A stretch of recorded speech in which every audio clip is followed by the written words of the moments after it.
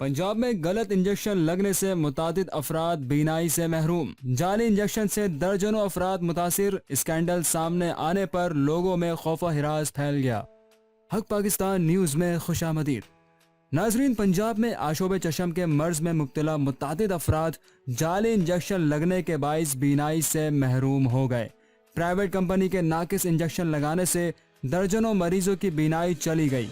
कसूर और लाहौर के आशोब चशम वबा से मुतासरा मरीजों को इंजेक्शन लगाए गए। निगरां वजीर सेहत डॉक्टर नदीम जान ने बताया कि आशोब चशम की वबा की तहकीकात की जा रही हैं और मार्केट से आंखों के इंजेक्शन उठा लिए गए हैं। वजीर सेहत ने बताया कि आंखों की दवा मार्केट में बेचने की इजाजत नहीं है। आशोब चशम पर कमेटी बनाई है जो 3 रोज में रिपोर्ट करेगी। डॉक्टर नदीम जान ने कहा कि महकमा सेहत पंजाब के पास 20 मुतासरा अफराद के नाम आए हैं। दूसरी जानिब ड्रग रेगुलेटरी लेबॉर्ट्री के दरख्वास्त पर थाना फैसल टाउन लाहौर में मुकदमा दर्ज कर लिया गया है।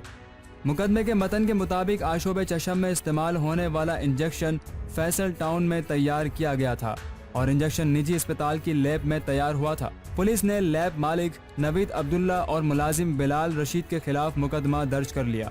डॉक्टर जमाल नासिर का कहना है कि जालिम लोग एक इंजेक्शन पर 1 लाख रुपए कमा रहे थे।